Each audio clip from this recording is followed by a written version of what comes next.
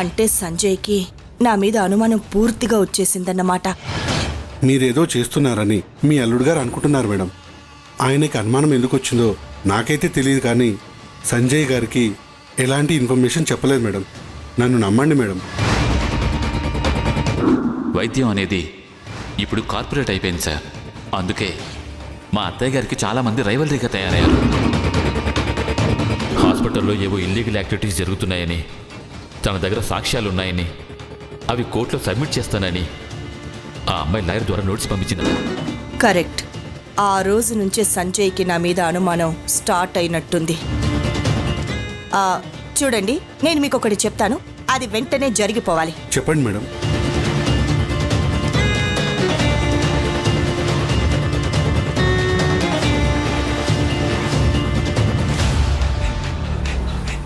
Madam, అతను మీ అల్లుడు గారు మేడం. నిజమే లాయర్ గారు, తను నా అల్లుడే. అందుకే అనుమానం వచ్చినా నేనింకా చంపకుండా తనని వదిలిపెడుతున్నాను. ఎందుకంటే సంజయ్ అంటే నా కూతురికి ప్రాణం. ఇప్పుడు సంజయ్కి వచ్చిన అనుమానాన్ని వెంటనే తొలగించాలి. సంజయ్ నా మీద డిపెండ్ అవ్వాలి. అప్పుడే సంజయ్ అనుమానానికి సొల్యూషన్ దొరుకుతుంది. ముందు నేను చెప్పినట్టుగా చేయండి. అలాగే మేడం, వెంటనే చేస్తాను.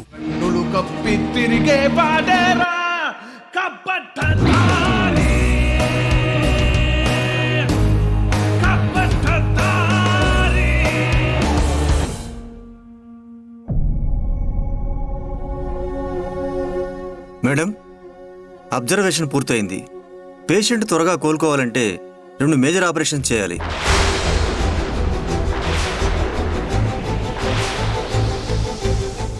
ఆ 2 ఆపరేషన్లు సక్సెస్ అయితే పేషెంట్ కోలుకోవడానికి ఒక 1 మంత్ టైం పట్టొచ్చు.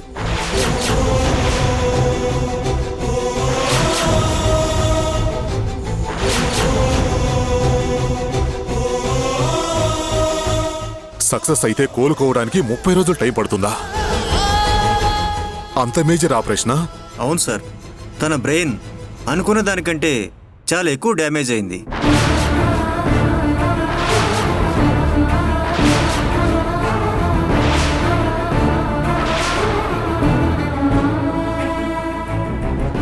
ఇంకా నయం, బ్రెయిన్ స్ట్రోక్ ఇప్పటి వరకు అటాక్ కాలేదు. అదే జరుగుంటే పేషెంట్ మనకు దక్కేవాడు కాదు.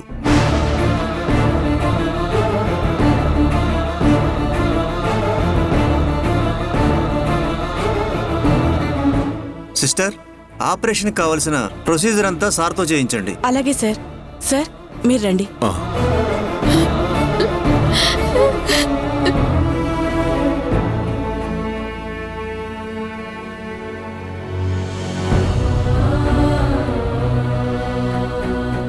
అత్తయ్య, ఒక్కసారి గుడికి వెళ్ళొద్దామా?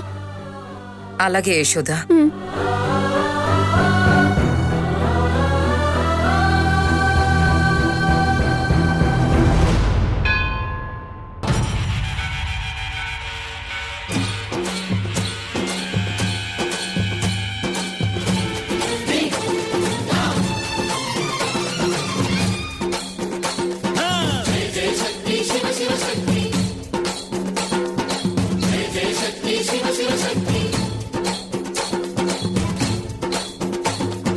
కంచిలో కామాక్షమ్మ, మధురలో మీనాక్షమ్మ నువ్వే అమ్మ, కాశీలో అన్నపూర్ణవే, శ్రీశైలం భ్రమరాంబ, బెజవాడ కనక దుర్గవు నువ్వే అమ్మ, కలకత్తా కాళీ మాతవే.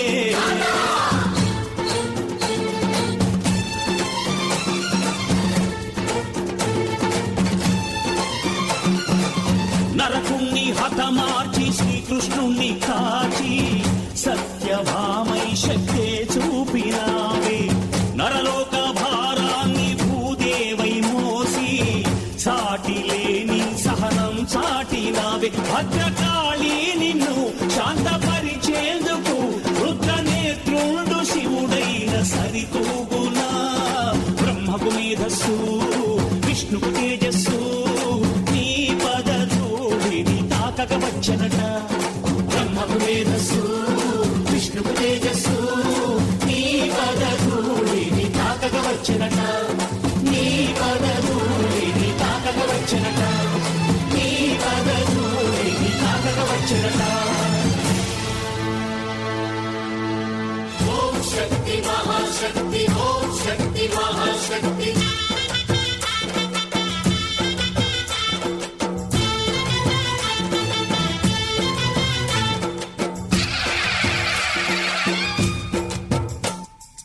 అమ్మా భవానీ లోకాల నేలే ఓంకార రూపమమ్మా తల్లి నీ మహిమల్ని చూపవమ్మా. జీవితంలో ఎటు వెళ్ళాలో తెలియనప్పుడు దారి చూపించే తల్లివి నువ్వు. ఇప్పుడు మేమంతా ఏం చెయ్యాలో, ఏం చేస్తే హరి మామూలు మనిషి అవుతాడో తెలియక దిక్కు తోచని స్థితిలో నీ ముందు నిలబడ్డాం తల్లి.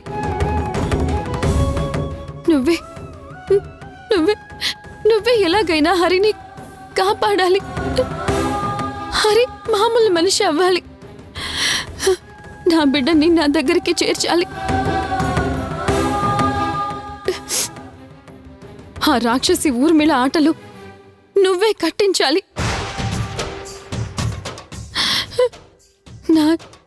నా జీవితంతోనే ఇలా ఆడుకుంటోందంటే ఇంకా ఎంతమంది జీవితాలతో ఆడుకుంటుందో నాకంటే అది నీకే బాగా తెలుసు. అలాంటి రాక్షసి పాపాలు పండేది ఎప్పుడమ్మా? ఎప్పుడు?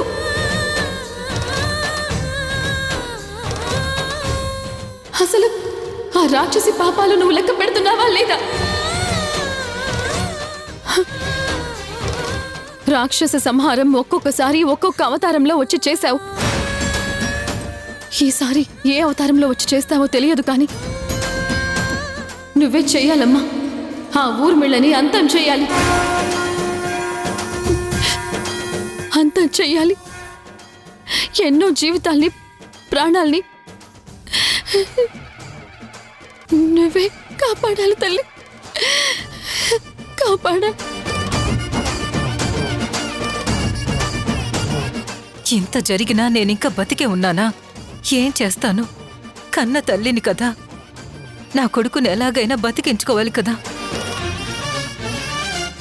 అమ్మల్ని గన్నా అమ్మవి అంటారు కదా, మరి నా మీద, నా బిడ్డ మీద నీకు ప్రేమ లేదా? ఇన్నేళ్ళు నేను నిన్ను పూజించిన రోజులేవి చెప్పు? ఏం జరిగినా నువ్వు చూసుకుంటావనే నమ్మకంతోనే నేనింకా బతికే ఉన్నాను. నా కొడుకును బతికించే బాధ్యత నీదే, నీదే, నీదే తల్లి, నీదే.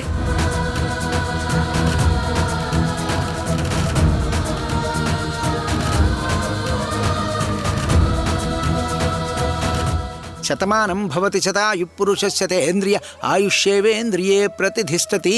మనోవాంఛా ఫలసిద్ధిరస్తు. సకల ఆయురారోగ్యైశ్వర్యాభివృద్ధిరస్తు. ఓం మహాలక్ష్మీ దేవతాభ్యో నమో నమః. లక్ష్మీ అనుగ్రహ ప్రాప్తిరస్తు.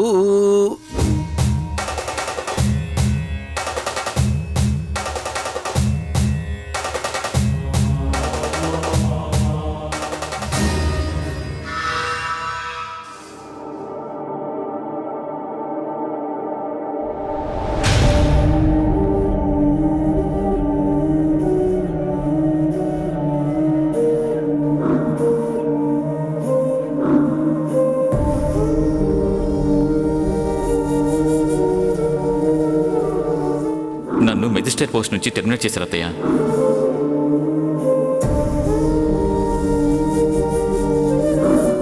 అది సాక్ష్యాధారాలు సరిగ్గా చూడకుండా తీర్పు ఇచ్చానని శిక్ష పడిన వాళ్ళు హైకోర్టుకి వెళ్లారు. నేను 100కి 100% ఏ తప్పు చేయలేదు. ప్రూఫ్స్ అన్నీ నేను కరెక్ట్గానే చూశాను. నాకెందుకో ఎక్కడో ఏదో తేడా జరుగుతుందనిపిస్తుంది. గవర్నమెంట్ నుంచి వచ్చిన మెడికల్ రిపోర్ట్స్ అన్నీ నేను పర్ఫెక్ట్గా చెక్ చేసి ఆ రోజు తీర్పిచ్చాను. కానీ ఆ ప్రూఫ్స్ ఎలా మారాయి? నిజంగానే నేనేమైనా పొరపాటు పడ్డానా?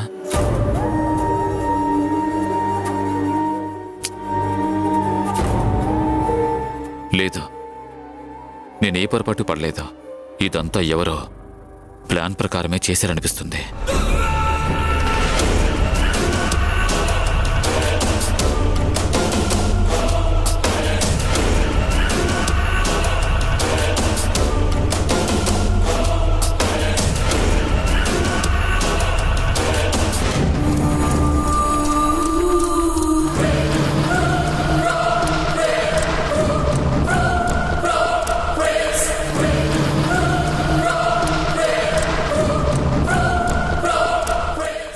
సంజయ్, నువ్వింకా జాబ్ గురించి ఆలోచిస్తున్నావా?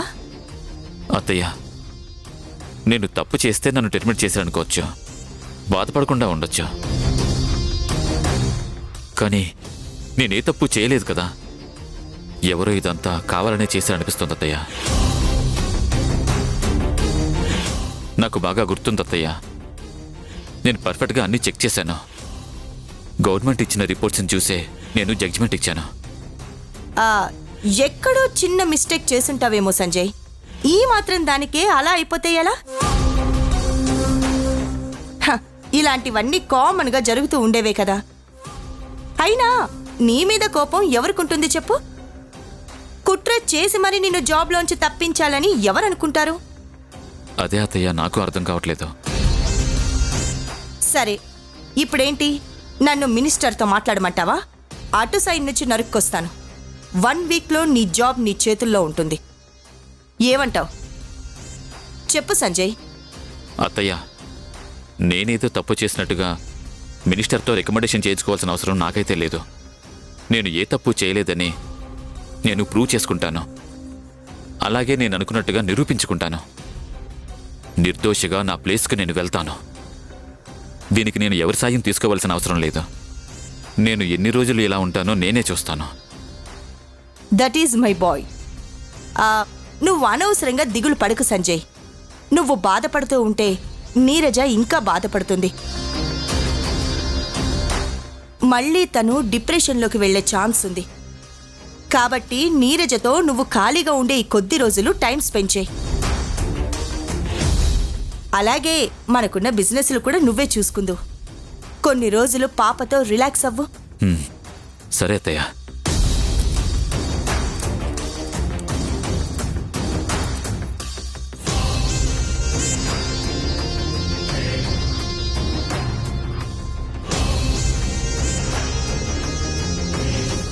నువ్వు మళ్ళీ మెజిస్ట్రేట్ అయితే నాకే చాలా ప్రమాదం సంజయ్. నువ్వు చాలా మంచోడివి. మంచితనం అనేది ఈ రోజుల్లో పనికిరానిది, ప్రాబ్లమ్స్ని క్రియేట్ చేసేది. అందుకే నిన్ను తప్పించాను.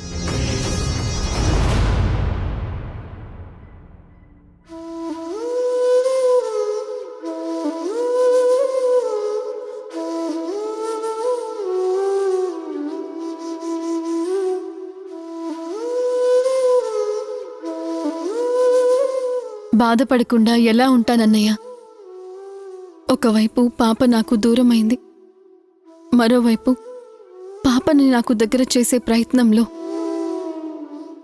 నాకు నిజమైన ప్రేమేంటో చూపించిన హరి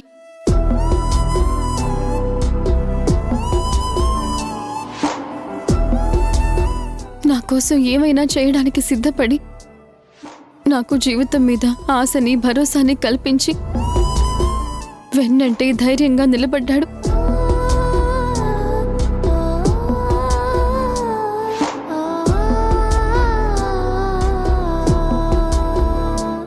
అలాంటిది ఇప్పుడు ఎవరిని తను చూడలేని స్థితిలో ఉన్నాడు.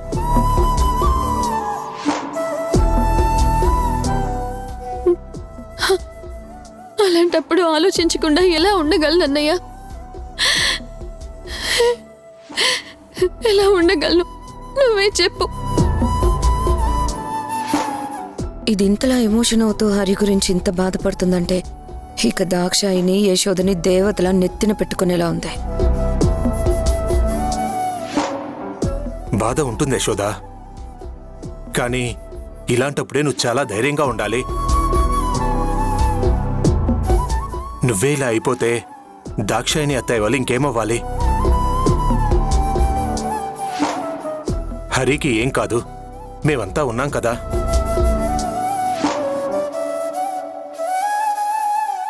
ఏంటే వీళ్ళ గోల? ఏదో ఒకటి మాట్లాడి దాక్షాయిని మనసులో యశోదని దేవత కాకుండా చూడు. దాని గురించి ఆలోచిస్తున్నానమ్మా, నేను చూసుకుంటాను కదా.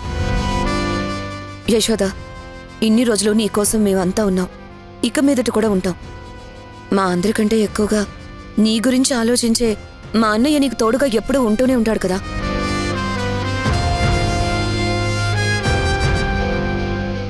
నువ్వు అనవసరంగా కంగారు పడతావని నీకు చెప్పలేదు కానీ నీ కోసం నీ క్షేమం కోసం మా అన్నయ్య ఊర్మిళ దగ్గర పనిలో చేరాడు.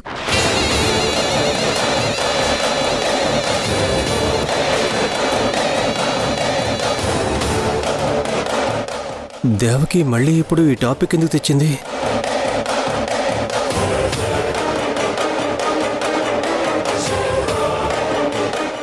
ఏమంటున్నావు వదినా?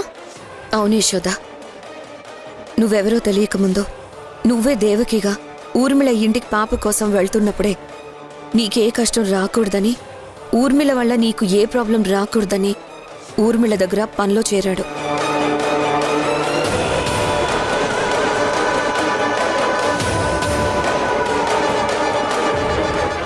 అనుక్షణం నీ వెంట నీడలాగా నీకు తెలియకుండా ఉన్నాడు.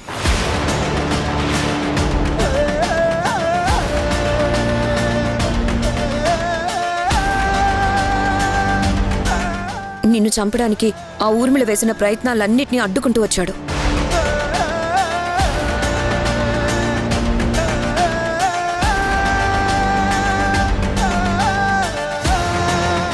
అలాంటి మా అన్నయ్య ఉండగా నీకు భయం అవసరం లేదు. ధైర్యంగా ఉండే యశోద.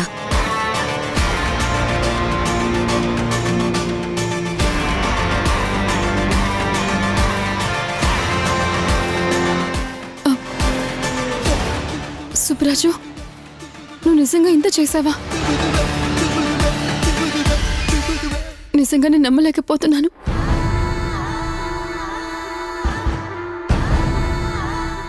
నిజంగా నా కోసం ఇంత చేసినా నీ రుణం ఎలా తీర్చుకోవాలో నాకు అర్థం కావడం లేదు.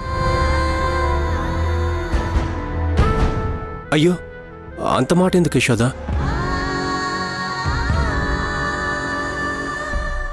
నువ్వు నీ పాప కోసం పోరాడుతున్న విధానం నాకు నచ్చింది. నీకు మంచి చేయాలనుకున్నానంతే.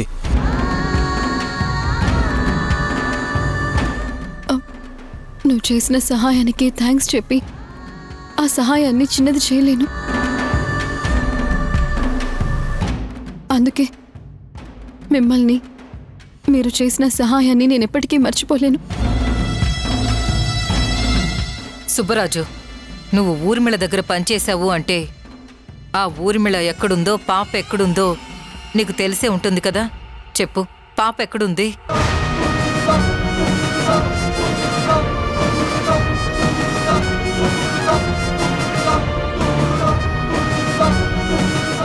చెప్పు, పాప ఎక్కడుంది? అయ్యో, నాకు తెలీదండి. పాప ఎక్కడుందో తెలిస్తే నేను ఇప్పటిదాకా యశోదకు తెచ్చేయకుండా ఎలా ఉంటాను? నా ప్రాణాలకి తెగించైనా సరే పాపను తీసుకొచ్చి యశోద కళ్ళల్లో ఆనందాన్ని చూసేవాని కదా.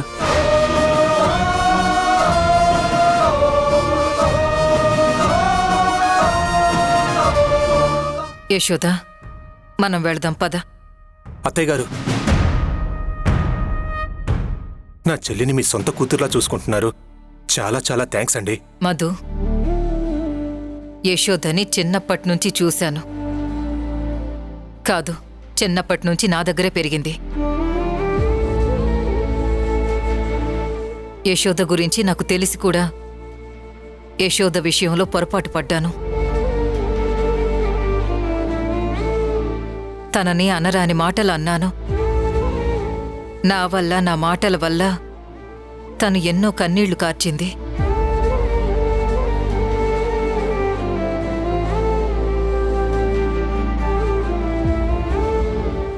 ఆడపిల్ల శాపం, కన్నీళ్లు మంచివి కావు అంటారు.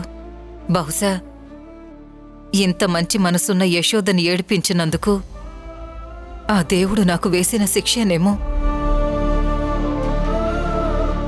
హరి ఈరోజు ఉలుకు పలుకు లేకుండా ఉండేలా చేశాడు. అత్తయ్య, ప్లీజ్ అలా ఎప్పుడు అనకండి. మీరు మంచివాళ్ళు. మీరు నన్ను ఎంతో ప్రేమించారు. అందుకే అంతలా కోపాన్ని కూడా చూపించారు.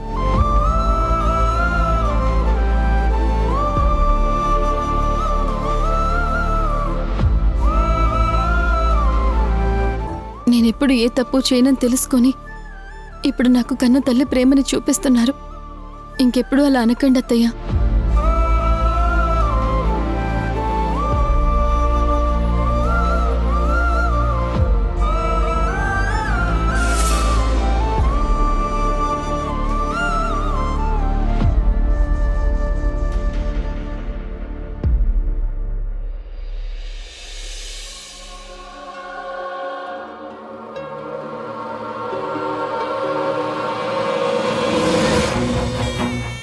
అయ్యో లేదు లేదు లేదు లేదు ఏడవకు. ఏమైందమ్మా? ఎందుకు ఏడుస్తున్నావు? నేను నీ పక్కనే ఉన్నాను కదా, భయపడ్డావా? నిన్ను వదిలి నేను ఎక్కడికి వెళ్తాను? నీతోనే ఉంటాను కదమ్మా. చూ చూ చూ చూ ఎడువుకు ఎడువుకు ఎడువుకు ఎడువుకు. భుజమా అమ్మా, భుజమా పాపను పట్టుకో, నేను వెళ్ళి పాలు కలుపుకొని వస్తాను. అలాగేనమ్మా. నీరజ,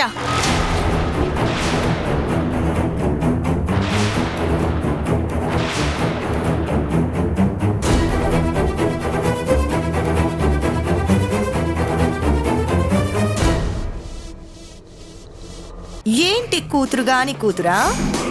ఓటమిని ఒప్పుకోని నీ రక్తం నిజంగా చాలా గొప్పదే. నీ రక్తానికి చావు నా చేతుల్లోనే ఉంది.